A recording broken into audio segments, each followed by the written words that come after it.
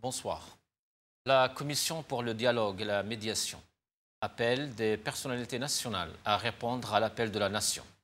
Le premier acte de la Commission pour la direction du dialogue aura été de changer son propre nom et devient la Commission pour le dialogue et la médiation. Cette commission a décidé d'ouvrir le champ à des personnalités nationales lourdes de par leur crédibilité et à les inviter à rejoindre l'instance, répondre à l'appel de la nation et le nouvel alibi qui permet au régime de se perpétuer au pouvoir en profitant des avantages et des privilèges que les postes leur confèrent. C'est précisément pour cette question que des figures nationales telles que Jamila Bouhired, Taleb Ibrahimi, Hamrouch, Darifa Ben Mehidi, Mouqran Ait Al-Arbi, Bouchachi, Messoud Boudiba et d'autres ne joindront pas leur nom à cette initiative. Et pour ajouter une dose populaire à cette initiative, la Commission a déclaré que son existence est une réponse aux demandes du Hirak après 23 vendredis de pacifisme, alors même que ce vendredi passé s'est soldé d'un refus franc, autant sur le fond que sur la forme de cette initiative. La commission de Karim Younis a commencé très tôt son travail de sape et de détournement du Hirak, comme ont pu le constater nombre d'observateurs. La dite commission ignore ou fait mine d'ignorer que son objectif est restreint uniquement à l'organisation de l'élection présidentielle et rien d'autre. La commission, montée de toutes pièces par le régime, a par ailleurs assuré être non gouvernementale et ne souffrir d'aucune pression d'une quelconque partie. La commission a élargi ses prérogatives et ses objectifs en proposant une feuille de route précise de sortie de crise. Cette dernière a donc largement dépassé ses fonctions initiales que le régime lui a conférées. Dans un communiqué paru, plane une ambiguïté sur les prérogatives de cette commission, justement, à savoir si l'ambiguïté évolue ou pas. Si le manque de clarté n'est pas prémédité, alors cela signifie que la commission n'est pas mandatée pour conduire le dialogue. Si le manque de clarté évolue, alors c'est une défiance claire au régime. Tout simplement parce que le régime a été très clair et n'a laissé aucun doute sur la nécessité d'organiser des élections présidentielles dans les plus brefs délais. En veillant à canaliser et concentrer le dialogue uniquement autour de l'organisation et la surveillance des élections.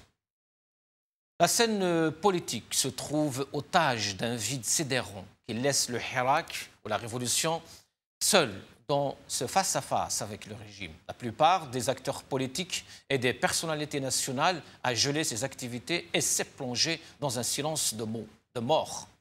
Un vide qui a naturellement donné toute la latitude au régime pour défier la révolution pacifique en prenant les décisions opposées aux revendications du Hirak populaire. Un vide qui a grand ouvert la porte à la domination de la scène politique, notamment à travers des organisations fabriquées de toutes pièces et des personnalités inconnues au bataillon. Nous avons l'exemple d'une personnalité inconnue comme Abdelrahman Ar'ar qui s'est soudain transformé en acteur politique incontournable sur la scène politique. C'est à cause du vide et au parachutage du régime que Ar'ar est passé de défenseur des droits des enfants à la cour des grands, sans transition. En effet, le président du réseau de défense des droits de l'enfant a initié, après suggestion, le Forum civil pour le changement qui a sacrifié les partis les plus importants. Ar'ar a proposé des noms pour mener le dialogue avec la bénédiction du régime. Et aujourd'hui, il donne des conseils sur la façon d'organiser le dialogue, fixe ses objectifs et répond à ses détracteurs. Le régime encourage évidemment cette initiative et lui ouvre les portes des médias en exerçant la censure et le blackout sur la révolution, bien sûr. De millions d'Algériens. Encore une fois, le problème ne réside pas tant dans la puissance du régime que dans la faiblesse et la fragilité de la classe politique. Le Hirak a maintes fois prouvé au régime que chaque fois que le spectre de la compromission et du complot se fait voir, il l'abat avec sourire et pacifisme. Cette révolution pacifique avance lentement, certes, mais sûrement. Elle est l'unique voie vers le changement réel, vers un horizon différent.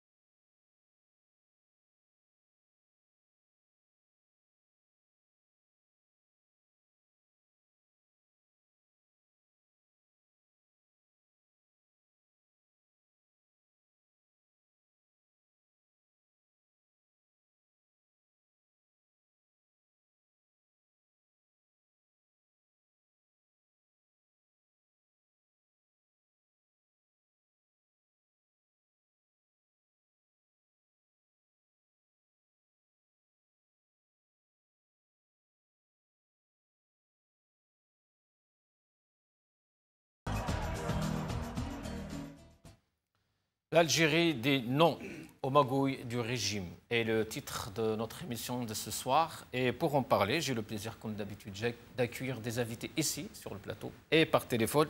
Avec moi ici, Hassan Hirish, analyste politique, docteur en sciences économiques. Hassan Hirish, bonsoir. Azoul, marhaba bik.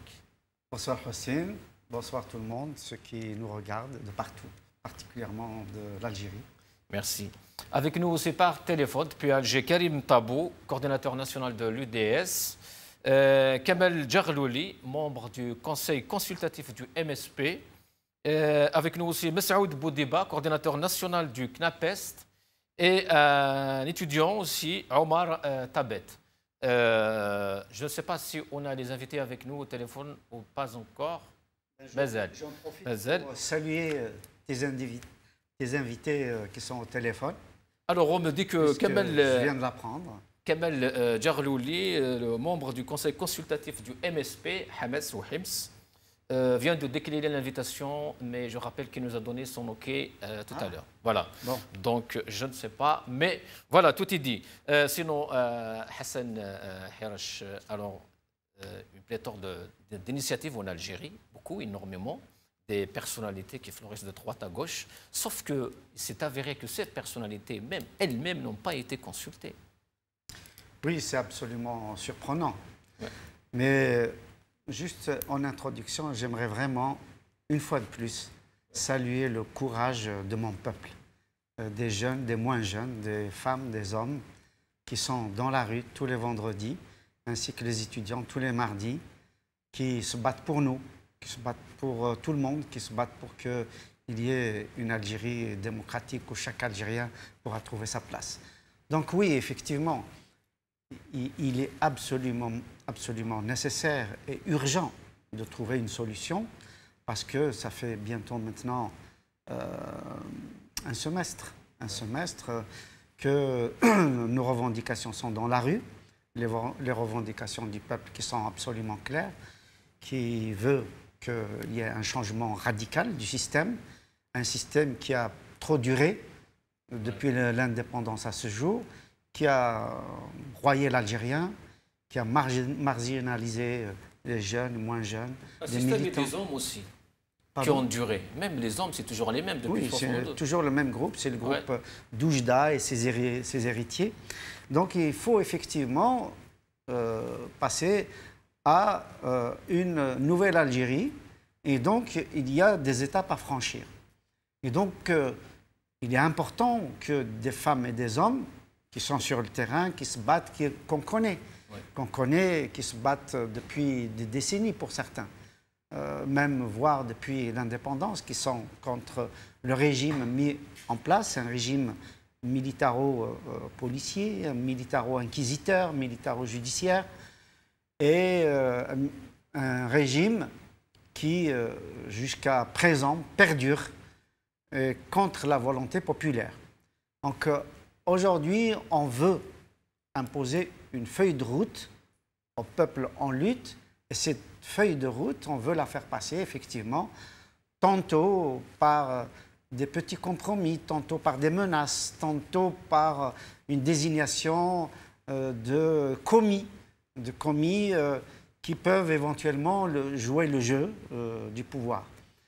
Mais on a bien vu que quand ils appellent à des personnalités qui veulent que ça change, immédiatement, ces personnalités déclinent cette invitation parce qu'elles savent qu'il y a une confusion totale, Hossein.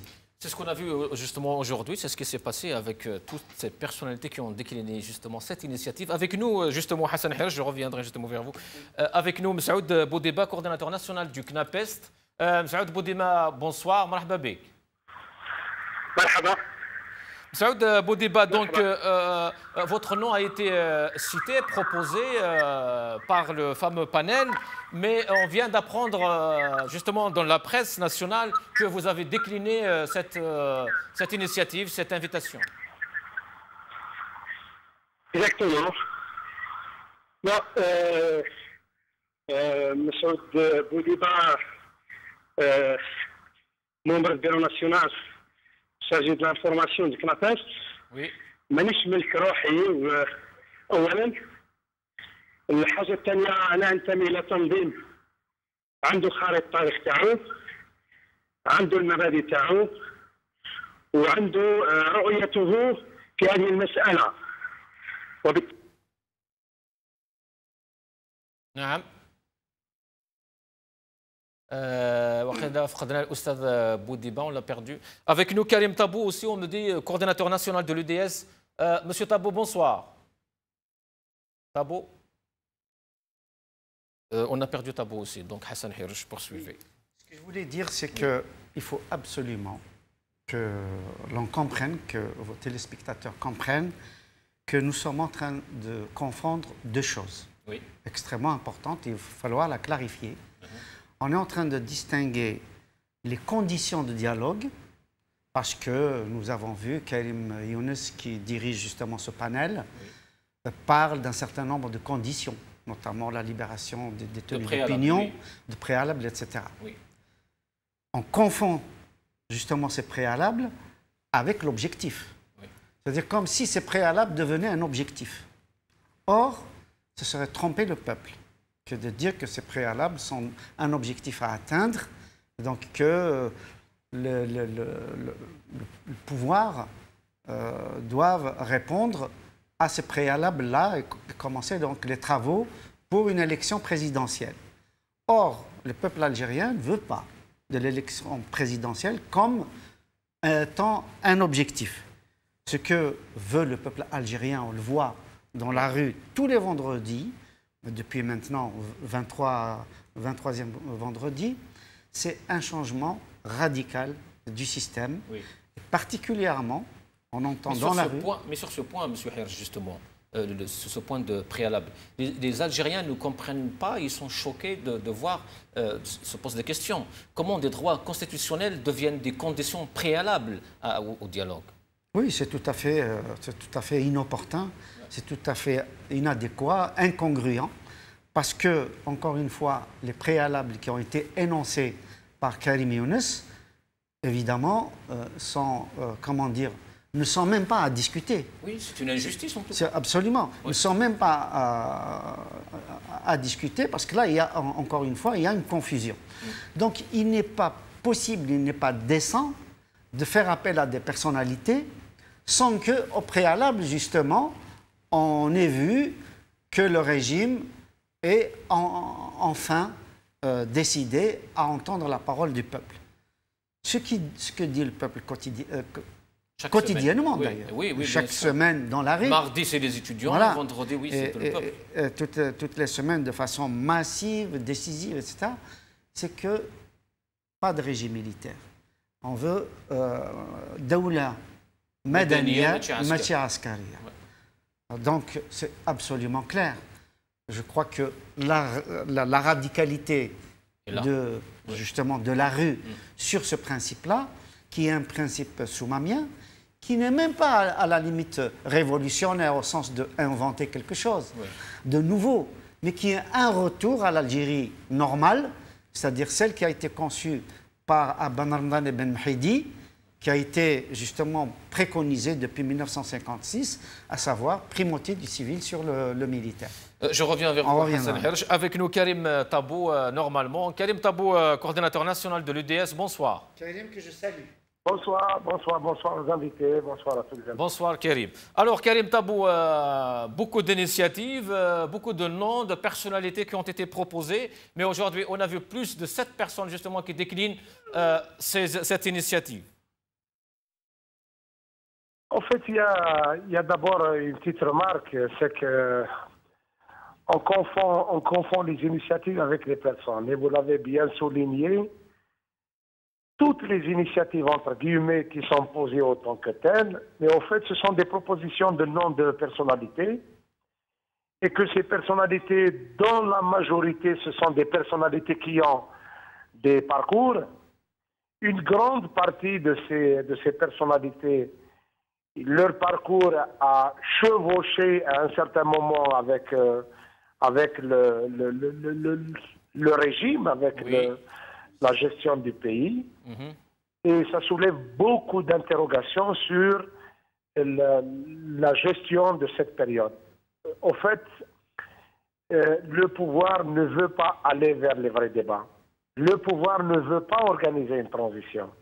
Le pouvoir, toutes les manœuvres qu'il mène, ils ont la même finalité depuis 1962, le maintien par tous les moyens possibles, quitte à changer d'image, quitte à changer de figure, mais l'essentiel reste le maintien du régime en place. Et d'ailleurs, les initiatives qui sont engagées, dans leur majorité, ils souscrivent, sans le prononcer clairement, à la feuille de route du régime qui, souvenons-nous, rappelons-le, que le chef d'état-major avait imposé une lecture unique de la situation, à savoir que Bouteflika n'a pas été chassé par les Algériens.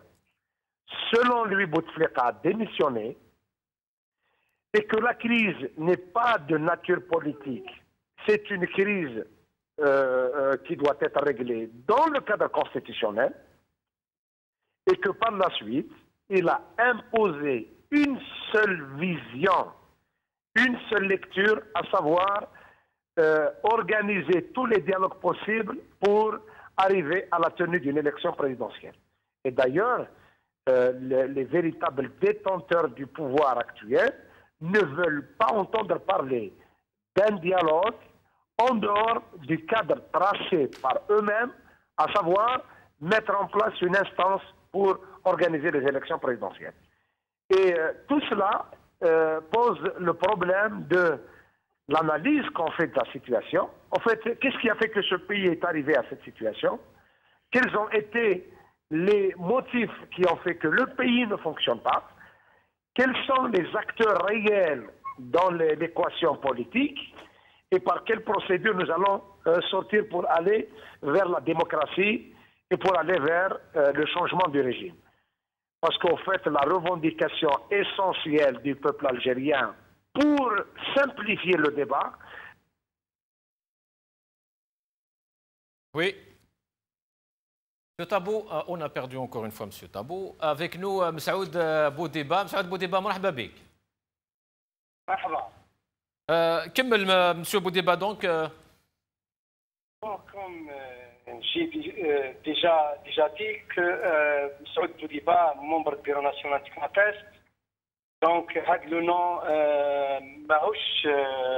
ماهوش acteur libre يعني نقدر يعني نتخذ مواقف بحريه معناه لو كنابيست عندها لافوي دو روت تاعها دونك لافوي دو روت دو كنابيست لا ميم دي سياسه لا ميم تاع دو لا سوسيتي سيفيل دونك حنا اي مبادره ولا اي دعوه تكون خارج خارطه الطريق تاعنا اللي هي عندها c'est-à-dire la plateforme de base عندها لي برانسيب عندها لي زوبجيكتيف وراهم واضحين عند الجميع ما نقدروش ننخرطوا في مبادره غير المبادره اللي راهي واضحه عند فعاليات المجتمع المدني وعند كناباس بيان سور.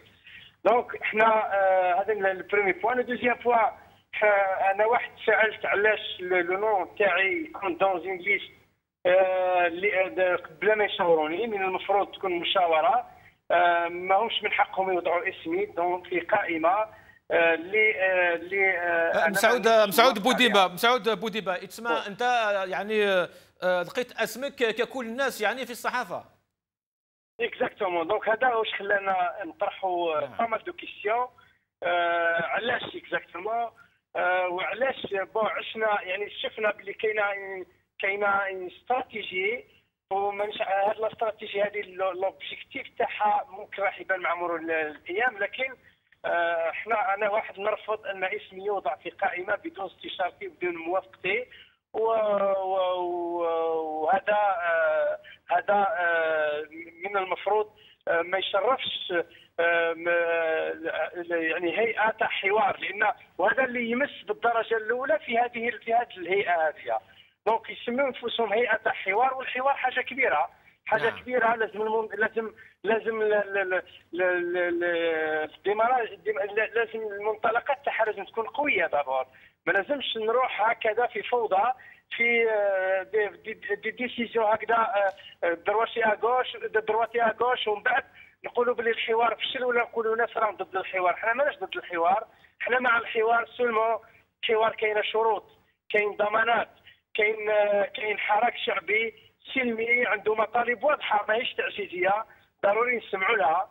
كاين ناس راهم معتقلين تاع الراي، كاين ناس راهم محاصرين، كاين حراك راهو مضيق عليه، كاين اعلام راهو محاصر، كاين ممارسات اللي ما تبشرش يعني باننا نقدروا نروحوا نديروا حوار وحنا هانيين. حنا ماناش مرتاحين، حنا ماناش مطمئنين، عندنا ثقه. كاين ممارسات اللي هربنا منها واللي وقفنا ضدها من لو 22 فيفري لليوم، ما نحبوش نزيدوا نشوفوها، لاننا عندنا حلم باش نبنيو جزائر جديده، جزائر اللي يحلموا بها الشباب، جزائر اللي راهم يعلمونا الشباب اليوم في عديد المسائل اللي هي سواء في السيتويانتي ولا في الباتريوتيزم تو. دونك نعم. الشباب استاذ بوديبه حول هذه النقطه الشباب، يعني المجاهده ايضا يعني اخت العربي بن مهيدي ظريفه قالت بانه كيفاش ليا يعني يمكن لي نقبل يعني انيسياتيف هكذا مبادره نتاع الحوار مثل هذه وما فيهاش الشباب. قالت يعني الشباب اللي راه يخرج برا منذ 6 أشهر يريد جزائر جديده، جزائر يراها هو كما شاء. كيفاش نروح يعني الحوار مع يعني الناس شيوخ يعني لازم يروحوا يرتاحوا؟ شوف الشباب ما عندوش مشكله مع الاعمار اكثر من ما عنده مشكله مع الفساد، مع الاستبداد، مع ناس ما قدروش يطلعوا للمستوى تاعو. الشباب يحوس ليليت هذه تطلع للمستوى تاعو، يحوس الناس اللي راهم يفكروا في الحلول يطلعوا للمستوى تاعو. لان الشباب حبوا يقسموه بالهويه ما قدروش، حبوا يقسموه بالمفاهيم بالمصطلحات ما قدروش، حبوا يقسموه بالجهويه ما قدروش. دونك الشباب راه واعي، الشباب ما عندوش مشكل مع الاعمار. يعني واحد يجيبوا له واحد نظيف، ما يجيبولوش واحد مستبد، ما يجيبولوش واحد شارك في الفساد، ما يجيبولوش واحد اللي يعني ساهم في كاع المشاكل اللي عشناها في السابق. نظن باللي الشباب ما طرحش اشكاليه العمر بقدر ما طرح اشكاليه تاع ناسنا نضاف، ناس عندهم مستوى، ناس عايشين في الميدان، ناس يعرفوا الالجيريان الى الجيري، لازم يعرفوا يقراو مليح لي ريفونديكاسيون دي بيرفل. دونك حنا هذا هو المشكل تاع الشباب الجزائري. الشباب الجزائري استاذ بوديبه، يعني هذا الشباب ايضا يقول انه نحن في حاله ولا في يعني في وضعيه ماناش عاوزين يعني نحوسوا على حوار، انما على مفاوضات يعني مع هذه الاتفاقيات مع هذا النظام لازم يريح في طبله هو ايضا. احنا أعبنا على عديد الفضاءات لانهم راحوا يتنازلوا في عديد المفاهيم. يعني لما ترجع يعني المشكله تاع مرحله انتقاليه، يعني لا ترانزيسيون ترجعت مشكله، لا دوله مدنيه رجعت مشكله، رايه رجعت مشكله. يعني معناها هل المستوى تاعنا يعني اصيب لهذه الدرجه؟ يعني من المفروض نرتقي الى مستوى تاع حوار فعلي يحل المشاكل تاع البلاد، لان الازمه السياسيه والازمه الاقتصاديه والاجتماعيه راهي فرضها نفسها. هل احنا قادرين نتفاعلوا مع هذه الازمات بالمستوى اللي يخلينا نروحوا بسرعه اننا نروحوا للحل ديريكتومون ضروا وبيت باش نحلوا المشكل تاع البلاد، باش نتعاونوا مع، لانه غدوه اذا ما سرعناش بحل الازمه السياسيه والشعب ما دارش ما التفش حولنا، قادرين نحلوا مشكل الازمه الاقتصاديه؟ ماناش قادرين، لان الازمه الاقتصاديه نحلوها اذا كان الشعب متفاهمها واستعد انه يكون معنا باش نحلوا المشكل في الازمه الاقتصاديه والازمه الاجتماعيه. غدوه اذا ما حليناش الازمه السياسيه بالمفهوم اللي يشوفها الشعب، بمفهوم الاراده الشعبيه، كيفاش راح نقدروا نواجهوا الازمه الاقتصاديه والازمه الاجتماعيه اللي راهي جايتنا؟ الانفجارات اللي راح تجينا من الازمه الاقتصاديه والاجتماعيه راح تكون كبيره بزاف على ما هو موجود الان. دونك ضروري اننا نخليو الشعب يكون معنا، هو اللي يبني الشرعيه، بالطريقه اللي هو يحوس عليها، وهو اللي راح يواجه الازمه الاقتصاديه، هو اللي راح يصبر غدوه على الجوع، هو اللي راح يصبر غدوه على الاجور، هو اللي راح يصبر لنا ويعطينا المرحله الانتقاليه باش نبنيو الدوله الاقتصاديه القويه. دونك اذا كان الشعب قهرناه اليوم، اذا كان الشعب ما سمعنالوش اليوم، اذا كان الشعب يعني حبينا نهربوا على المطالب تاعو، غدوه كيفاش راح تعالج المشاكل المستقبليه؟ مهما كانت الوعود باش يمدوا لك دراهم ولا يمدوا لك كذا ما تقدرش، لان الدراهم ماهمش هما الحل تاع المساله الاقتصاديه ولا المساله الاجتماعيه، وانما كيفاش نبنيو المؤسسات الشرعيه، وهي اساس بناء المؤسسات الاقتصاديه والاجتماعيه في المستقبل. دونك نحن رؤيتنا هي ضروري اننا ننزاح كلنا الى الاراده الشعبيه، الى السياده الشعبيه، ونروحوا نبنيوا المؤسسات بمشاركه الشعب. كيفاش يكون رئيس شرعي اذا ما انتخبوش الشعب؟ كيفاش يكون الصندوق شفاف اذا ما انخرطش الشعب؟ كيفاش نقدروا نبنيو المؤسسات الاخرى اذا كان الشعب ما شاركش؟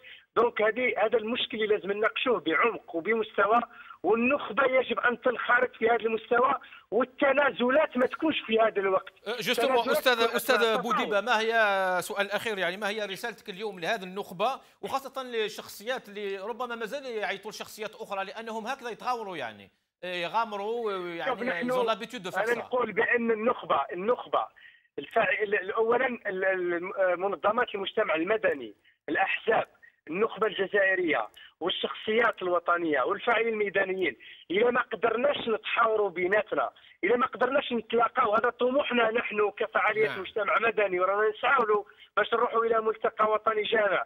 اذا ما تحاورناش اذا ما تعلمناش من الشعب اللي وحدنا، اذا ما توحدناش نحن بجميع الاطياف في هذا الفضاء ونفرضوا رؤيه تاع الشعب الجزائري وحنا متحدين، وهذه الرؤيه راح نفرضوها بعدها على السلطه الفعليه، وراح تكون رؤيه جامعه للجميع بيان سير بالتقاطعات دون الغاء التنوع، دون الغاء التعدديه. نظن باللي هذا هو الحل. ابارسا اذا كان بقينا ديسبارسي كل واحد في جهه معينه، ما نظنش نقدروا السلطه الفعليه راح تنخرط في خارطه الطريق تاعها، وراح تمشي وفق الرؤيه تاعها، وهما الرؤيه تاعها بالثقافه القديمه اللي عندهم. ما نظنش بلي نقدروا نحلوا المشكل تاع الازمه السياسيه للبلاد بما يطلبه الشعب. شكرا استاذ مسعود بوديبه، كنت معنا من الجزائر، يعطيك الصحه. استاذ بوديبه ما عندوش بزاف الوقت دونك نخلوه يروح. Monsieur Hassan Hirsch, Boudiba donc finit justement son intervention en disant que le peuple algérien, dans toutes ses composantes, doit se réunir, faire un front face à ce régime. Il est réuni. Il est réuni tous les vendredis, tous les mardis, et en plus dans les associations. Il parle de réunir toutes les composantes politiques, toutes les mouvances autour d'une table. Est-ce que c'est possible? Est-ce que c'est ça la solution? Tout est possible. Mais le problème, c'est que se réunir, il faut des objectifs. Oui. Et se réunir juste pour satisfaire l'injonction de Gaïd Salah et de Ben Salah, ce serait aller vraiment dans le sens de la contre-révolution. Donc c'est les objectifs qui comptent. La méthode, elle peut venir du jour au lendemain. L'objectif doit être absolument clair. Le peuple algérien le dit et le répète à longueur de temps. Il y a des prisonniers à cause de ça. Oui. C'est que, justement, ils disent qu'ils partent tous. Qu'ils partent tous. Ouais. Et Daoula Madania Macha Askaria. Ça, c'est deux objectifs absolument fondamentaux. Oui. Donc, aujourd'hui, les préalables, il faut passer des préalables répressifs qui sont aujourd'hui évoqués par le fameux panel, par donc ceux qui ont accepté de jouer le jeu, à savoir libérer les prisonniers d'opinion, libérer les médias, etc. etc. Oui, le champ politique. Mais nous, ce qu'on demande, le peuple algérien en tout cas, ce qu'il demande, on le voit tout de suite, c'est des préalables démocratiques, ce n'est pas des préalables répressifs. Ouais.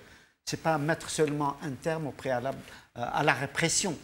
Bien sûr, celle-ci doit évidemment être un impératif. Mais les préalables démocratiques... Mais ça, c'est un droit constitutionnel. Voilà. Oui, absolument. Oui. Donc, nous sommes dans un cas absolument inédit, à savoir qu'un pouvoir illégitime, un pouvoir illégal, veut en fait continuer un 5e mandat, sans Bouteflika, le fameux cinquième mandat de Bouteflika, il est en train d'être poursuivi par le tandem Gaïd Salah et Ben Salah. Toujours avec le pouvoir réel et puis la façade, comme nous l'avons vécu. La façade qu'on change chaque semaine. Il y a une initiative, il y a une autre, et il va y avoir une autre. Effectivement, il y a derrière la façade, il y a une autre façade, c'est de consommer un certain nombre de personnalités et de dire, voilà, vous voyez, nous, on est de bonne foi, on vous a proposé un dialogue, on a proposé une feuille de route, etc., mais qu'on ne trouve pas d'interlocuteur. Mais en réalité, le peuple algérien, conscient comme il est, on l'a vu le dernier vendredi, il n'est pas dupe. Ce qu'il veut, c'est tout simplement un changement de régime. Et pour qu'il y ait un changement de régime, il faut qu'il y ait une phase de transition. Et cette phase de transition, elle doit se dérouler sans le gouvernement actuel, sans le président actuel, sans l'état-major actuel. Donc, il faut changer les préalables. Les préalables, comment voulez-vous qu'il y ait un système démocratique sans la dissolution du FLN, qui a été la face, le cache-sexe du régime militaire depuis 1962 à ce jour. Oui. Donc, pour moi, et pour beaucoup d'autres, et pour la dissolution du FLN doit être un des points de la feuille de route pour passer à une seconde étape. Je reviens vers vous, M. Hirsch. Avec nous, Karim Tabou. Encore une fois, j'espère que le téléphone a été rétabli. Monsieur Tabou, est-ce que possible aujourd'hui de réfléchir à un dialogue dont les objectifs ont été définis par le pouvoir, le régime lui-même? Et sachant bien sûr en même temps surtout que le peuple de son côté, il est en train de dire le seul dialogue qui est possible aujourd'hui, c'est justement parler de comment, de la manière avec laquelle ce régime doit partir, et rien d'autre. Enfin, je n'ai pas suivi le débat avec les interventions des amis. Moi, je pense que sur le plan du principe, toutes les crises, tous les conflits aboutissent à des processus de négociation ou de dialogue selon les circonstances. Et je pense que là, une partie de l'élite et de la classe politique se trompe aujourd'hui parce qu'elle est déconnectée de la réalité du terrain. Je ne parle pas du pouvoir qui est déconnecté depuis 1962. Oui. En considérant que les mesures de nature à créer les conditions du dialogue, c'est la libération des détenus, c'est juste des prises de mesures, j'allais dire parfois même techniques. Et là, on commet de graves erreurs. Je m'explique. Oui. De mon point de vue, l'acte par lequel le pouvoir va montrer sa disponibilité à dialoguer, et quand je parle du pouvoir, je parle des vrais détenteurs du pouvoir. Et personnellement, j'ai eu à rencontrer des amis, et ils m'ont demandé mon avis sur ce que je pense des préalables, etc. Moi, je dis, le premier préalable, c'est que le chef d'état-major doit demander pardon au peuple algérien. Ce peuple algérien qu'il a traité de traître, oui, qu'il a traité de manipuler, qu'il a traité de tous les noms, il doit, dans un discours qu'il doit prononcer, lui demander pardon. Et je passe sur le fait qu'il a piétiné sur un terrain politique qui lui est interdit, d'abord par les normes de fonction de cette institution, mais également dans toutes les lois qui régissent le fonctionnement de cette institution. La deuxième, je pense, et pour montrer justement cette disponibilité à aller vers un vrai dialogue, quand vous voyez le chef d'état-major interdire l'emblème Amazigh, et puis par la suite, après avoir prononcé un discours, le lendemain, son discours devient une loi, et les juges ont fait une base pour tenir des procès et reprennent les mêmes termes de Gaïd Salah, oui. Et son discours est devenu une loi, fait office de loi. Et puis par la suite, les partis politiques demandent, au lieu de soulever le tollé, au lieu de soulever la colère, la contestation, l'indignation devant le fait que la justice est soumise, on en fait bien au contraire une condition pour demander au pouvoir de soumettre encore plus la justice en exigeant la libération des détenus. Ceci dit, il fallait se battre pour que la libération soit une libération dans le cadre d'un combat. Ce n'est pas dans le cadre d'un arrangement, d'une tentative d'en faire un marchandage politicien. À mon avis, le deuxième point, et la question n'est pas soulevée par beaucoup de gens. Ils sont rares aujourd'hui les intellectuels, les personnes qui font référence à cette question. Il n'est pas possible de demander aux Algériens de respecter le drapeau national. Tu interdis l'emblème amazigh et en même temps, il y a un parti politique qui s'appelle le Front de Libération Nationale, qui est le patrimoine de tous les Algériens, et il y a une bande de voyous, de mafias, qui s'est approprié ce sigle, qui s'est approprié le parti, et il a été un des éléments importants de la SABA. Aujourd'hui, la dissolution du FLN est une condition. Il faut le dire très clairement que désormais le FLN va être comme le drapeau, patrimoine national intouchable, et que personne ne peut faire un usage de compétition électorale, de compétition politique quelconque. Le FLN doit être dissous administrativement, il doit devenir le patrimoine de tout le pays, et à ce moment-là, ce sont des actes qui peuvent initier, ouvrir des perspectives, pas de dialogue, des perspectives de débat, parce que le plus important, il ne s'agit pas de faire une équipe A, une équipe B, une équipe qui vont se retrouver en train de discuter. Je pense que le vrai dialogue, la vraie négociation, c'est permettre aux Algériens de sortir par eux-mêmes les réponses à toutes les questions qui se posent. Il faut structurer ce débat, il faut lui créer le cadre. Ce n'est pas possible de continuer à fonctionner dans un pays. Je vous fais remarquer quand même que d'un côté, le chef d'état-major, il ordonne l'Assemblée nationale à se réunir pour désigner le chef d'État. Il ordonne au Conseil constitutionnel de se réunir pour désigner le président du Conseil constitutionnel.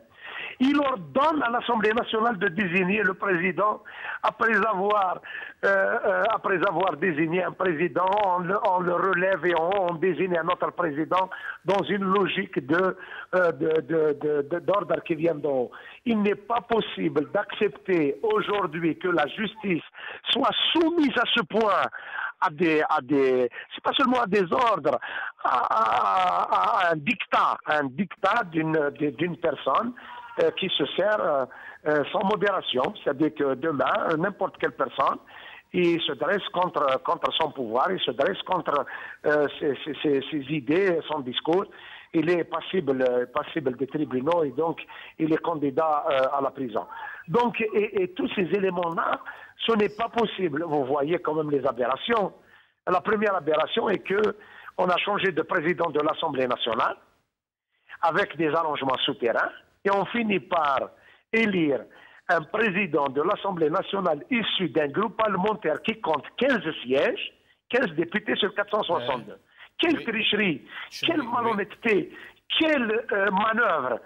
Et lorsque on veut chercher à avoir les actes de bonne volonté, quand même, on a changé de secrétaire général du FLN et on a mis à la tête du FLN. Souvenons-nous que le chef d'état-major, lors de la tenue du congrès du FLN, du temps de Ammar Saïdani, il était le seul parti à qui le chef d'état-major avait adressé un message de félicitations. C'est-à-dire que la relation, et tout le monde le sait, la relation entre l'UFLN et le chef d'état-major est une relation qui lie également tous les maillons de la SABA et ce sont des intersections d'intérêts et d'intérêts mafieux. Donc aujourd'hui... Justement, Karim Tabou, Mouloud Hamrouche, aujourd'hui, il a lui aussi décliné cette initiative. Pour revenir un peu à ce sujet, il a déclaré ceci. Enfin, il appelle les décideurs à répondre au Hirak, tout d'abord. En même temps, il dit ceux qui sont aux commandes doivent bouger pour répondre au Hirak et mobiliser le pays pour éviter de tomber dans le piège du chaos. Vous avez connu Hamrouche quand même. Qu'est-ce que vous pensez justement de cette phrase, le piège du chaos? Qu'est-ce qu'il voulait dire? Vous savez, peut-être Hamrouche, il fait la différence des autres personnes qui sont citées. c'est que Hamrouche a eu des prises de position importantes durant ces dernières années. C'est vrai. Lorsque j'ai cherché pour connaître la position de Karim Younes, par exemple, de tous les événements qu'a connu le pays ces dernières 15 années, je n'ai pas trouvé de prise de position. Y compris Ahmed Talb el-Ibrahimi, moi, je n'ai pas trouvé de prise de position franche à un moment où le pays avait besoin de connaître l'avis de gens qui ont exercé le pouvoir, qui ont été des ministres, qui ont été des premiers ministres, etc. Je pense que Hamrouche peut-être est l'une des rares personnes à avoir fait la différence dans des moments particuliers. Il a eu des prises de position. Maintenant, on est avec lui, on est d'accord ou on n'est pas d'accord, c'est un autre débat. Je pense que Hamrouche également, son expérience était particulière. Vous savez, Hamrouche n'a pas géré longtemps. Il n'était pas Premier ministre pendant longtemps. Ces ministres étaient pratiquement des ministres de quelques mois. Mais dans la mémoire des Algériens, Hamrouche est resté comme une référence. Les ministres de Hamrouche sont restés comme une référence. Lorsque j'entends dans les discours qui se tiennent dans les universités, etc., assez souvent on parle de Haj Nasser, qui était le gouverneur de la Banque centrale du temps de Hamrouche, qui était juste gouverneur pendant 2 ans. De nos jours, 30 ans après, on en parle encore. Donc Hamrouche a fait la différence. D'abord, il a laissé une empreinte dans la gestion des affaires du pays, mais également, il était Premier ministre à un moment charnière de la vie du pays, en 1991. Et cette expérience-là, malheureuse dans la mémoire des Algériens, avait laissé des traumatismes, avait laissé des brisures. Et je pense que Hamrouche, connaissant bien le système de l'intérieur, et moi, personnellement, je ne pense pas que les aventures, les risques d'aventure puissent se dérouler dans la société. Assez souvent, et les expériences l'ont bien montré, les aventuriers étaient toujours des aventuriers du système. Les gens qui poussent au pourrissement étaient toujours de l'intérieur du système. La violence, quand on cherche ses racines comme option de guerre et comme option de violence, ils ont toujours été des options du régime plus qu'ils étaient les conséquences des malentendus dans la société. Donc aujourd'hui, si Hamrouche parle de ce risque, c'est que, effectivement, il peut y avoir des tentations, il peut y avoir des velléités. Moi, je n'ai pas d'informations sur ce sujet, je ne connais pas assez le système de l'intérieur, mais je pense qu'à un certain moment, les contradictions peuvent pousser les uns et les autres à verser dans des actes qui peuvent avoir des conséquences néfastes sur le pays. Donc aujourd'hui, que Hamrouche refuse est une bonne chose parce que c'est également une énième manœuvre du pouvoir visant à casser cette révolution joyeuse. Qu'il le refuse, c'est une bonne chose. Oui. Et qu'on écoute son avis, je pense que c'est un avis qu'il faut toujours écouter et qu'il faut toujours intégrer dans nos lectures politiques. Restez avec nous, Karim Tabou. Je vous poserai une autre question sur la scène politique, justement, les partis politiques en Algérie et le Hirak qui est quand même... le Hirak est laissé un peu seul dans ce face-à-face avec le régime, malheureusement. On va regarder quand même ce graphique sur la commission, le dialogue et les personnalités. Après, on continue. Voilà, donc c'était sur les partis politiques, c'était sur la scène politique en Algérie. Hassan Hirak, la plupart justement des acteurs politiques et des personnalités nationales a gelé ses activités et s'est plongé dans un silence de mort. Est-ce que ce vide, justement, est-ce que ce vide a donné toute la latitude au régime Gaïd Salah pour défier la révolution? Juste au préalable, peut-être avant d'aborder ce sujet-là, oui. J'aimerais terminer mon intervention tout à l'heure, oui. à savoir qu'il faut effectivement un dialogue, mais on se trompe carrément de lieu de dialogue. Le dialogue, il doit avoir lieu dans 2 endroits. Premièrement, au sein de l'état-major, c'est-à-dire que les généraux décideurs, les officiers supérieurs décideurs, ils doivent se concerter, dialoguer entre eux et avoir une feuille de route pour la sortie du politique et l'annoncer au peuple algérien. Donc voilà le premier véritable dialogue. Le second véritable dialogue, c'est à l'intérieur du FLN.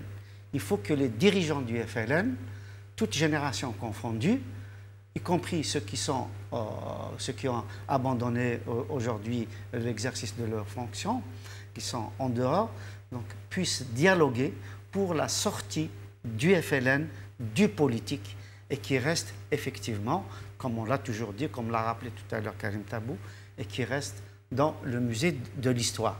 Donc voilà deux véritables dialogues qui sont complètement éludés, qui sont occultés, parce que une fois que ces deux dialogues-là seront résolus, à ce moment-là, effectivement, il y aura une feuille de route vis-à-vis des revendications du peuple algérien. Maintenant, effectivement, le rôle des partis politiques. Mais depuis 1962, le régime en place, avec les pouvoirs successifs, ont marginalisé les partis d'opposition. Ils les ont écrasés, ils les ont carrément, comment dire, mis à l'écart, ils leur ont enlevé tous les moyens d'exister. Les moyens médiatiques, les moyens financiers, les moyens de liberté publique, les moyens d'organisation, les moyens de réunion, etc., etc.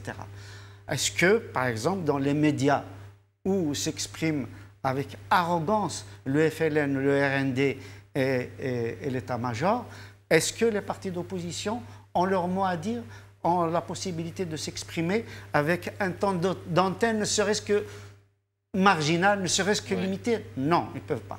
Donc, pour moi, la balle n'est pas dans le camp de l'opposition. D'ailleurs, ils ont essayé de s'organiser comme ils ont pu. On a vu d'ailleurs qu'il y a eu deux pôles. Un pôle qui s'est réuni le 6 juillet et un autre pôle qui va se réunir le 31 août, qui sont des partis, on va dire, de la mouvance moderniste et qui proposent justement, qui ont une charte, qui ont écrit et proposé au peuple algérien une feuille de route. Donc, ils font ce qu'ils veulent, ce qu'ils peuvent, pardon, et ils ne veulent pas non plus prendre la place du peuple algérien. Ils sont à l'écoute, ils attendent que le régime en place puisse céder, puisse accepter d'aller vers une véritable transition démocratique pour que ces partis politiques puissent jouer leur rôle. On ne peut pas dire aux partis politiques jouer leur rôle et en même temps respecter la volonté populaire. Ils sont en train de respecter la volonté populaire, d'être à l'écoute et éventuellement, quand la rue voudra qu'ils se mettent justement à sa disposition, eh bien, ces partis politiques-là, qui sont pour un certain nombre de bonne foi, pas tous, eh bien, ils pourront effectivement passer au travail à une seconde phase. Mais pour le moment, de mon point de vue, on ne peut pas jeter la pierre aux partis politiques. Toute société a besoin de partis politiques pour s'organiser. Au contraire, la rue algérienne doit renforcer les véritables partis d'opposition, ceux qui n'acceptent pas justement le dictat du pouvoir en place, de l'état-major, ceux qui sont dans la rue avec le peuple et qui résistent. Oui. On l'a vu d'ailleurs, on l'a vu comment on leur a interdit des conférences, on leur a interdit des manifestations, etc., etc. Mais même le peuple a interdit justement à certains présidents de partis justement d'assister ou de participer à des marches. Je comprends parfaitement le peuple algérien qui ne veut pas de récupération. Donc tout parti politique qui ne cherche pas la récupération de ce mouvement, eh ben, ces partis-là sont bienvenus, doivent être à l'écoute et doivent se préparer, doivent préparer un certain nombre de propositions et au moment où le dialogue, je dis bien, j'insiste là-dessus, parce que c'est ça le véritable problème en réalité. Le dialogue au sein de l'état-major, pour qu'on sache ce que veut l'état-major. Est-ce que véritablement, comme ils l'ont à plusieurs reprises déclaré, qu'ils ne s'occupent pas de politique, mais à travers Gaïd Salah, on l'a vu qu'ils ne font que de la politique. Est-ce qu'ils vont se réunir pour dire que finalement, voilà, l'état-major ne s'occupe plus de politique véritablement, qu'il n'y aura plus à ce moment-là d'intervention du chef d'état-major et qu'il y ait un planning de retrait.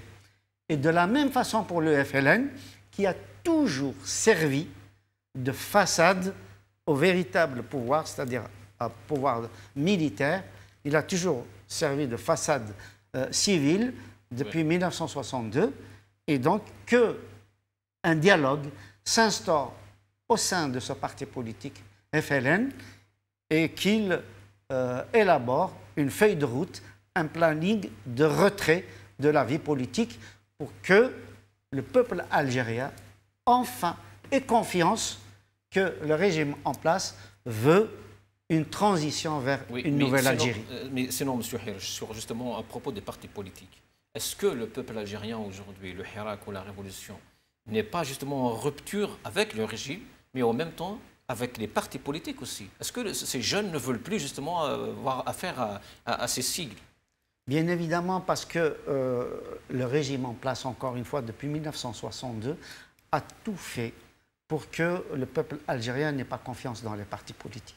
On a vu effectivement que ces partis se sont effilochés au fur et à mesure parce qu'il y a eu une dynamique qui a été créée en 1990-92 où des partis politiques effectivement prenaient une surface sociale, une surface politique véritable parce qu'il y avait une récréation, une possibilité de s'organiser, une possibilité de s'exprimer, une possibilité de créer même des médias. Il y avait création d'un certain nombre de journaux d'opposition, etc. Ben, là, effectivement, les Algériens se sont, massivement investis dans les partis politiques parce qu'ils ont cru. Mais à partir du moment où le régime en place a tout fait pour casser ces partis, pour leur enlever la possibilité d'activer, d'exister, d'avoir des moyens, eh bien, effectivement, ils ne représentent plus grand-chose et les Algériens se sont détournés parce qu'ils savent... Parce que aussi ces partis n'étaient pas du côté du peuple aussi. Est-ce que ce n'est pas ça? Est-ce que ce n'est pas une raison? Non, je ne suis pas là pour ni justifier ni pour attaquer les partis politiques. Sauf que je pose des questions. Mais bien sûr. Oui. Moi, ce que je réponds, c'est que tous les partis ne sont pas à mettre dans le même sac. Il y a, encore une fois, un certain nombre de partis, ils ne sont pas nombreux, qui ont fait ce qu'ils ont pu, malgré leur échec. Oui. Mais cet échec-là, il ne dépend pas de leur valeur intrinsèque. Il dépend des bâtons qu'on a mis dans le roue par le régime en place. Et il y a des partis politiques aussi qui n'ont pas été agréés, qui auraient pu être sur la scène politique, comme justement l'UDS, comme le parti de l'ancien Premier ministre Rosali, et ainsi de suite. Il y a beaucoup de partis qui n'ont pas été agréés. Donc on voit bien que c'est le régime en place qui casse les partis. Soit ceux qui existent, on leur enlève les moyens, soit ceux qui ont demandé d'exister, on leur enlève la possibilité d'exister. On va demander à Karim Tabou son opinion là-dessus. Karim Tabou, est-ce que vous êtes avec nous? Oui. Alors, la scène politique Karim Tabou qui se trouve otage, je dirais, d'un vide choquant, qui laisse le Hirak seul dans ce face-à-face avec le régime. Est-ce que le problème, c'est parce que le régime ne l'a pas laissé ses partis politiques exercer et tout, ce que disait Hassan Hiraj, ou alors parce que le peuple en a marre de ces, justement, entre guillemets, de ces partis politiques, ces partis politiques n'ont jamais été du côté de ce peuple. C'est quoi le problème? C'est quoi? Qu'est-ce qui se passe? Enfin, je salue M. Hiraj. Je suis en grande partie d'accord avec lui sur ce qu'il a dit concernant l'espace laissé aux partis politiques. Mais toutefois, je soulève quand même un certain nombre d'interrogations. La première est que, contrairement à ce qu'on pense, la classe politique n'a pas laissé le Hirak seul face au pouvoir. La classe politique tente de casser le Hirak. Il y a même des partis politiques qui tentent de casser le Hirak. Oui. Lorsque je recense les prises de position officielles exprimées par les partis politiques. Bien sûr, pas tous les partis politiques. Oui, heureusement, oui. À la suite d'un discours de Gaïd Salah, où il avait pratiquement menacé tous les Algériens, toutes les catégories. Et je vois les partis politiques diffuser des communiqués le lendemain. Je parle du MSP, je parle de Adala Outenmiya, je parle de Tala El Hurriyat, je parle de Harakat El Bina, je parle de beaucoup de partis politiques en tout cas. Ils sont là quand il s'agit des réunions entre parenthèses de l'opposition, on les comptabilise comme étant partis d'opposition. Et ils étaient les premiers à faire des communiqués. Nous soutenons les propos de Gaïd Salah, le discours de Gaïd Salah. Donc c'est à se dire, est-ce que ces partis politiques ne sont pas dans une logique de positionnement? Bien sûr qu'une partie de la classe politique, vous l'avez bien souligné, Hussein, c'est que certains partis politiques, ils misent au fait, ils considèrent que leur avenir dépend beaucoup plus de leur capacité à offrir leurs services au pouvoir, dans une logique de négociation, donc dans une logique de survie avec le régime, qu'avec le Hirak, parce qu'ils ont bien compris que le Hirak est une dynamique citoyenne, est une dynamique qui va remettre en cause tout, et ça va certainement aboutir à la mise en place de nouveaux mécanismes politiques, une nouvelle vision politique, une nouvelle génération politique, de nouvelles idées politiques, et ils ne se retrouvent pas. Et puis la classe politique, malheureusement, pendant ces longues années, oui, un parti politique, il travaille selon les conditions qui lui sont laissées. Mais il y a eu quand même des partis politiques, et là, j'ai soulevé lors d'une réunion de la classe politique le problème de décalage horaire. Il y a eu des partis politiques qui ont soutenu Bouteflika. Et ce n'est pas un problème de la personne, mais la procédure par laquelle Bouteflika est devenu président de la République en 1999, il a piétiné sur toutes les valeurs de la politique. Quand quelqu'un accepte d'être président dans une élection où 6 candidats se retirent, on ne peut pas chercher les vertus dans une personne de ce type. Même les gens avaient trouvé le moyen de... il y avait même des ministres. Moi, je me souviens, par exemple, j'entends aujourd'hui à la possibilité que M. Rahabi puisse être le médiateur dans tout ce qui se passe. Mais bon, je respecte M. Rahabi, il a des positions honorables, il a des prises de position encourageantes. Mais on ne peut pas ne pas être responsable devant l'histoire quand on sait que M. Rahabi fut le ministre qui faisait la propagande pour Bouteflika après la démission. Justement, Karim Tabou, oui, Karim Tabou, puisque vous parlez de l'histoire, justement, pourquoi ces partis politiques ne pensent pas justement à l'histoire? Parce que l'histoire ne rate rien. Et ces partis, est-ce que, dans un sens, ne donnent pas la force justement à Gaïd Salah pour casser cette révolution et pour aller à ces élections tant souhaitées? Oui, bien sûr que Gaïd Salah, et derrière Gaïd Salah, il y a toute une logique. Ils ne veulent pas avoir affaire d'abord au Hirak, à la vraie dynamique citoyenne. Et puis ils préfèrent avoir des partenaires très affaiblis. Et le partenaire affaibli et la classe politique, parce qu'il y a comme une logique d'intérêt, de convergence paradoxale. C'est-à-dire les partis politiques qui ont hérité trois défauts majeurs du système. Les partis politiques, pour une grande partie de la classe politique, ils ont hérité trois défauts. Le premier défaut est la personnalisation du débat. Vous savez, M. Hirash, je l'ai bien écouté, et lorsqu'il a parlé d'un débat nécessaire qui doit avoir lieu à Tagara, quand j'entends une grande partie de la classe politique parle avec ce jargon, avec ces mots nouveaux qui sont arrivés sur la scène médiatique, sur la scène politique, le système Bouteflika. Non, Bouteflika, il n'a pas de système. Bouteflika, on a fait partie du même système qui était là depuis 62. Et que on a perverti le débat parce qu'on l'a personnalisé à tel point que les partis politiques aujourd'hui considèrent que le départ de Bouteflika est essentiel, même s'il y a derrière Bouteflika un dictateur qui vient, qui écrase la justice et qui écrase les médias et qui écrase la politique. Dans une logique de positionnement, dans une logique de solidarité clanique, dans des logiques de réseau d'intérêt. Donc cette conception de la politique par laquelle on veut dissocier et personnaliser les débats, ça pose un problème et je pense qu'une grande partie de la classe politique a ce défaut. Le deuxième défaut, c'est le défaut du sectarisme. Les gens, ils sont ancrés dans les logiques sectaires. Lorsque, quand même, je rappelle, la conférence du 6 juillet, il y a quand même matière à s'interroger. Quand vous voyez 99% des partis politiques réunis dans cette conférence sont issus de la même région géographique, c'est à s'interroger. C'est-à-dire qu'une classe politique, et je vois des députés, par exemple, des chefs de partis politiques qui écrivent sur leur page Facebook, sur leur compte personnel, qu'on est pour le candidat d'ici novembre. Et tous ces gens qui se sont réunis le 6, en fait, ils veulent dire que nous voulons que le Gaïd soit candidat aux élections présidentielles. Oui. Et tu vas j'allais dire, t'arracher ta peau, pas seulement tes cheveux. Une classe politique comme ça, le peuple a raison de demander sa dissolution.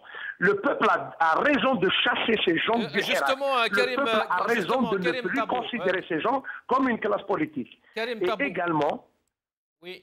Le troisième défaut, Hussein, rapidement, oui. Je pense qu'il y a, pendant des années, et je pense que même les partis démocratiques d'opposition sont tombés dans le jeu, c'est que les partis politiques, pendant des années, avaient cherché à avoir des ancrages dans l'institutionnel plus qu'ils avaient cherché à avoir des ancrages dans la population. Une grande partie des partis avaient pratiqué la politique ces dernières années par une logique de course qui va prendre le plus de sièges au niveau de la mairie, au niveau de la POI, au niveau de la PN, au niveau du Sénat. Et comme ces institutions ne sont pas des institutions, ce sont devenus des lieux de la répartition de la rente, les lieux où se côtoient les charlatans, les mafieux, les barons, et il se trouve que la classe politique est mélangée à ce système-là, et ils ont fini par se faire accuser par la population comme étant faisant partie intégrante du système. Justement, Karim Tabou, sur ce point, est-ce que ces jeunes, justement, ce Hirak qui demandent aujourd'hui, est-ce que c'est dangereux déjà, et pour la nation, et pour la fonction politique en Algérie, la formation politique, que des jeunes aujourd'hui demandent la disparition de ces sigles? Excusez-moi d'utiliser le sigle, parce qu'un parti politique, ce n'est pas que organiser une campagne électorale. Oui, les partis politiques devaient être les premiers à se remettre en cause, à s'interroger. Moi, je l'ai dit plusieurs fois, lorsque les jeunes étaient en train de scander tous ces slogans, tous ces chants qu'on entend aujourd'hui dans le Hirak, ils étaient dans les tribunes des stades de football.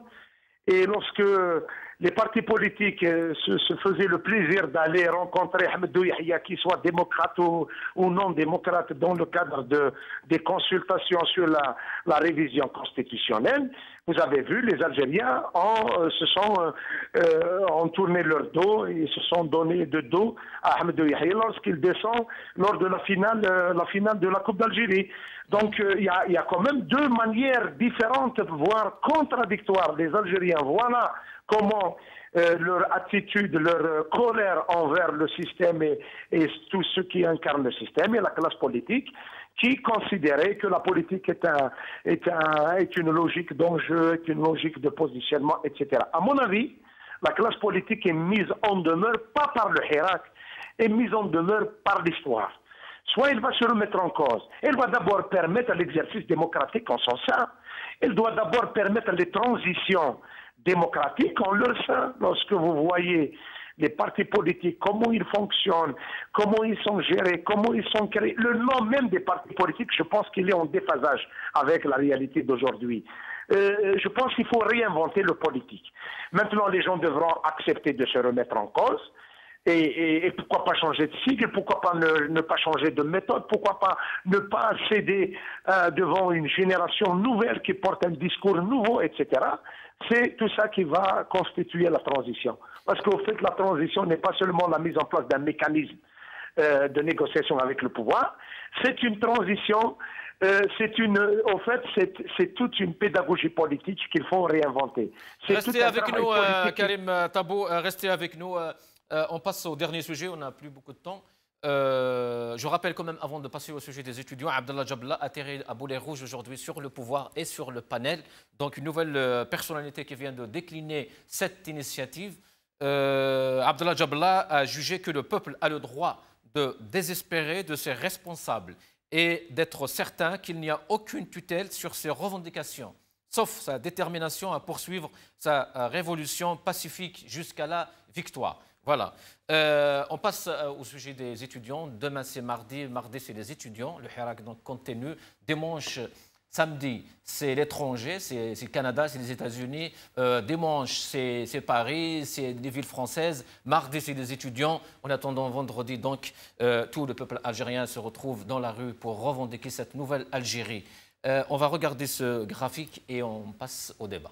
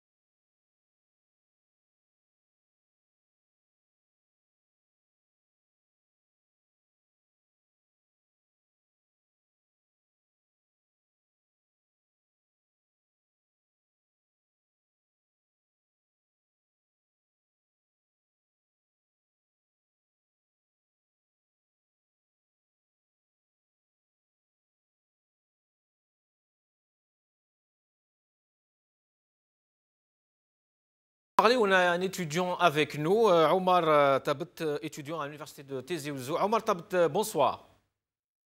Bonsoir avec Karim, bonsoir à tous les téléspectateurs, bonsoir à vous en personne. Personnellement, bonsoir aussi à votre invité. Omar Tabet, donc demain c'est mardi, les étudiants se préparent pour une nouvelle marche pour scander les mêmes slogans d'ailleurs que tous les Algériens scandent un peu partout, et en Algérie ou à l'étranger. دولة مدنية ماشي عسكرية يتنحوا كاع ما كاش الانتخابات مع العصابات ما كاش حوار مع العصابات. Omar, on a perdu Omar, Hassan Hirj. Donc les étudiants sont là, c'est l'essence même de cette révolution, si on ose dire. Oui, c'est la chance de l'Algérie. Et puis, bon, tout ce qui se passe aujourd'hui, c'est pour les générations futures. Donc, je suis particulièrement content que les étudiants soient toujours mobilisés, qu'ils soient aussi courageux, qu'ils prennent des risques et qui, au lieu de prendre des vacances, sont dans la rue pour exiger une transition vers une Algérie démocratique, une nouvelle Algérie, qui leur laisse la place. Parce que jusque-là, qu'est-ce qui se passe? Les jeunes Algériens, ils n'ont pas tellement le choix. Soit ils doivent fuir à l'étranger dans n'importe quelles conditions pour trouver des cieux plus cléments, soit rester sur place, être des chômeurs à vie, malgré leur diplôme, malgré leur formation, soit rentrer dans le système, être les manipulés de l'Arisaba, justement, dont il parle. Je reviens vers vous, M. Hirj. On a Omar Tabet encore une fois avec nous. Oui, Omar. قلت لكم مساء الخير اخي الكريم، مساء الخير لكم مشاهدين القناه المغاربيه بصفه خاصه ضيف الكريم. Oui, bonsoir. Alors ma question c'était, je disais que donc les étudiants c'est l'essence de cette révolution. Vous êtes chaque mardi là, les revendications, les slogans c'est les mêmes que prennent tous les Algériens. Qu'est-ce que vous pensez faire demain? Comment s'annonce le mardi? Bien évidemment, comme chaque mardi, comme nous avons déjà dit ça, les étudiants sont déterminés pour continuer le combat. Parce qu'à chaque fois qu'on remarque toutes ces manœuvres machiavéliques de ce pouvoir, ils veulent à tout prix faire arrêter ce mouvement, ils veulent à tout prix étouffer cette contestation du peuple. Et heureusement, c'est que les étudiants, ou bien le peuple d'une façon générale, sont déterminés. Rien ne va nous empêcher de continuer notre révolution. C'est parce que c'est grâce à cette révolution que nous avons cet espoir, cet énorme espoir que nous ressentirons chaque jour. Donc à partir de là, demain, Inch'Allah, le mardi, les étudiants vont sortir, en particulièrement à Alger, pour dire haut et fort que nous n'allons jamais accepter ce débat ou bien ce dialogue avec le pouvoir corrompu. Omar Tabet, justement sur ce point, est-ce qu'on pourrait s'attendre demain à des slogans, à des pancartes répondant justement à ce dialogue, à ce panel? Certainement, bien évidemment, comme vous l'avez remarqué le vendredi passé, le peuple était contre ce dialogue. Ben, évidemment, les étudiants demain seront contre ce dialogue avec le pouvoir. Nous n'allons jamais dialoguer avec le pouvoir mafieux.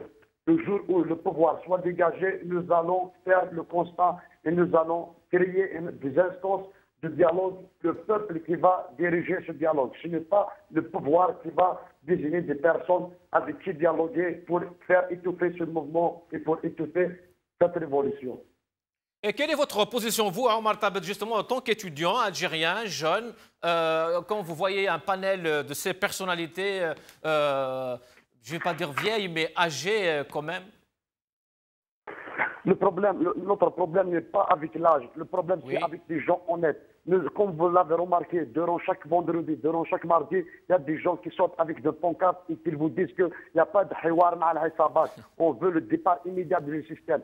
Ce fameux dialogue ne fait que faire sortir les gens de la revendication légitime. Jusqu'à présent, nous avons une seule revendication, c'est de faire sortir celui en place, c'est de faire sortir cette mafia. Et puis, il viendra le jour, il viendra la deuxième revendication, c'est de construire la nouvelle Algérie sur des bases démocratiques et construire un état de droit. Malheureusement, chaque semaine, chaque 15 jours, chaque 20 jours, on trouve de nouvelles personnalités, de nouveaux visages qui disent « Venez, allez-y, on va dialoguer avec le pouvoir ». Mais si on veut écouter le peuple vous dit chaque vendredi et chaque mardi, à travers tous les territoires nationaux, qu'on ne veut pas de négociations avec ce pouvoir en place. Clair et net et bien précis. Une fois que ce pouvoir soit dégagé, nous allons trouver des solutions. Il y a plein de feuilles de route. Les personnalités politiques ont proposé des feuilles de route. Les partis politiques de l'opposition, je précise, ont proposé des feuilles de route. On n'acceptera jamais une feuille de route qui sera guidée par cette mafia. Clair et net et bien déterminé jusqu'au bout. Omar Thabet, votre message aux étudiants qui vous écoutent? Bien évidemment, il faut savoir une chose, c'est que toutes les révolutions dans tout le monde entier, c'est grâce à la jeunesse. Moi, mon seul espoir, c'est de voir mes camarades étudiants rejoindre les marches de chaque mardi. Bien évidemment aussi, s'ils peuvent rejoindre les marches du peuple chaque vendredi, parce que cette jeunesse actuellement qu'on voit quotidiennement dans ses actions, c'est grâce à elle que l'espoir, رجعنا l'espoir. دوكا اذا شك طالب الجامعه لا يسمع فيا دوكا نقول لهم نوجه نداء لكل طلبه الجامعيين الجزائريين بصفه عامه الجامعه تتزوج بصفه خاصه ان يخرجوا في مسيرات حاشده اليوم مرضي ان شاء الله وشاك فوندرودي النضال حتى يسقط النظام. ما كاش حوار مع الحسابات، قلناها ونعاودوها. احنا كطلبه جزائريين عقدنا العزمه في 26 فبراير كي خرجنا في الماردي الاول، قلنا بلي ما راحش نولوا للور حتى يسقط النظام. النظام مازال ما سقطش، سقطت بعض رموز النظام. حنا ما خرجناش من اجل سقوط رموز النظام وحسب، حنا ما خرجناش من اجل سقوط عبد العزيز بوتفليقه وحسب، حنا خرجنا من سقوط النظام. النظام لا يتمثل فقط في بدايه صالح، النظام لا يتمثل فقط في بن صالح، النظام لا يتمثل فقط في بدوي، النظام يتمثل في الدوله العميقه التي استغلت ثروات الجزائر منذ 1962 الى يومنا هذا. هناك ميساج غير برك حبيت نجوزوا لكل هؤلاء الاشخاص اللي راهم يعبروا على ارائهم بشان اللغه الانجليزيه او importance à l'anglais à l'échelle nationale. Il faut savoir une chose, c'est que s'il avait vraiment l'envie de changer le français avec l'anglais, ils auraient pu le faire le jour où des milliers d'étudiants passaient des nuits blanches pour prendre un rendez-vous au TCF, pour passer le test de TCF. Aujourd'hui, cette tentative n'est qu'une manœuvre pour étouffer le mouvement. Encore une manœuvre, et le oui. peuple araouaï. Merci. Merci Omar Thabet, يعطيك الصحة تنميرت. Merci, bonne soirée. Hassan Hirosh, donc quand vous entendez un jeune comme ça, un étudiant avec ce degré justement de conscience et de clairvoyance, ça veut dire qu'il y a un espoir pour que l'Algérie change.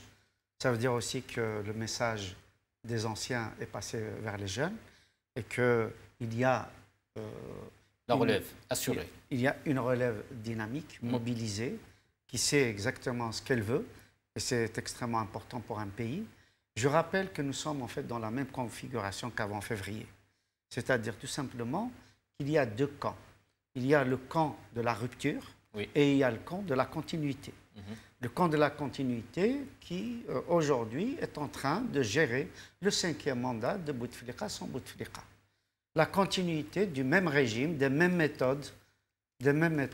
Un régime, encore une fois, militaire avec une façade civile, un état-major qui décide de tout, qui a les ficelles, puis un FLN et évidemment, quand je dis FLN, il y a le parti FLN, mais il y a aussi tous ses satellites, tant du point de vue des partis politiques que du point de vue des organisations comme l'UGTA, comme le FCE, ainsi de suite.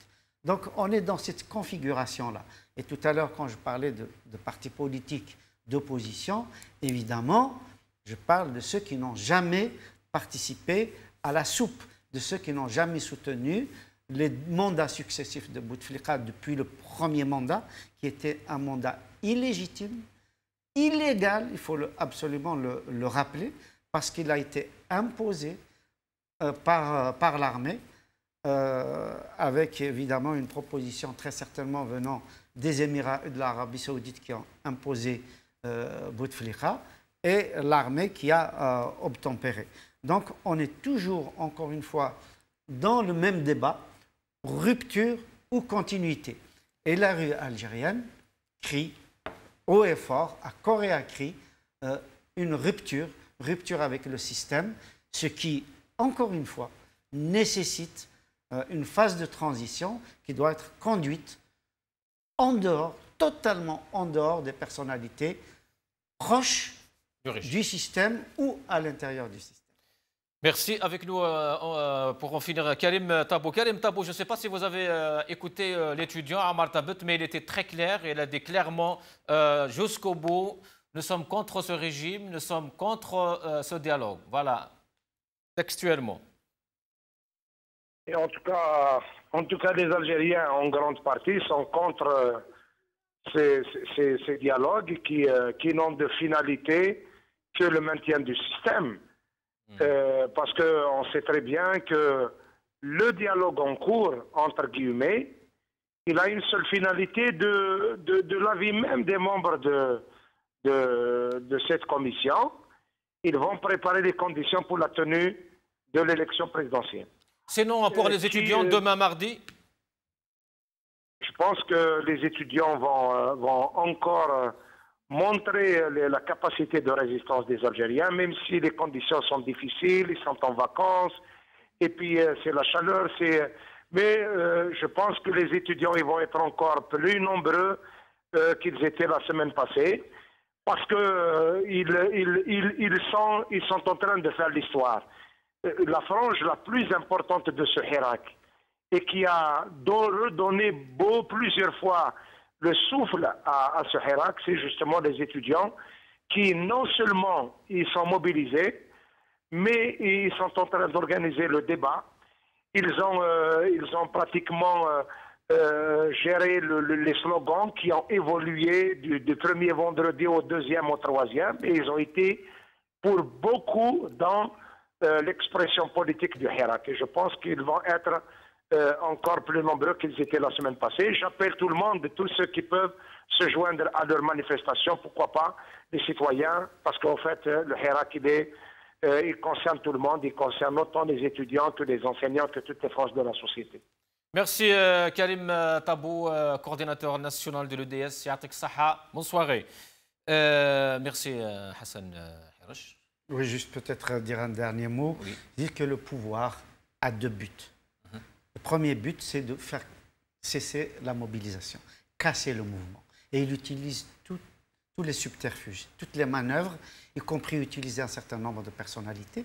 D'ailleurs, beaucoup de ces personnalités qu'on a appelées se sont rendues compte qu'on veut les instrumentaliser. Ils ont décliné l'invitation. Oui. Et le deuxième point, c'est que ce système veut se régénérer, veut garder exactement la même constitution, c'est-à-dire avoir l'armée derrière le rideau et avoir le FLN et ses satellites devant le rideau. Donc, encore une fois, je dis aux téléspectateurs, le véritable dialogue, c'est à l'intérieur de l'armée pour qu'elle nous dise quand et comment elle va quitter le pouvoir, et à l'intérieur du FLN pour nous dire quand et comment ils doivent dissoudre ce parti. Et le peuple a très bien compris ça et il est en train de le dire à chaque fois, ne changez pas le sujet, dans toutes les manifestations, dans toutes les marches. Merci à tout le monde. Moi, je vais finir avec cette citation d'un journaliste algérien qui, enfin, il l'avait publié aujourd'hui, Najib Belhimar. Il a dit أهم ما جاء في بيان حمروش التذكير بالحل الحقيقي. الاستجابة لمطالب الحراك الشعبي فيها نقطتين، الإشارة وهو حواركم مضيعة للوقت والتفاف على الأهم، التحذير مخاطر كبيرة قد تنجم عن الخيارات الخاطئة. Il a dit donc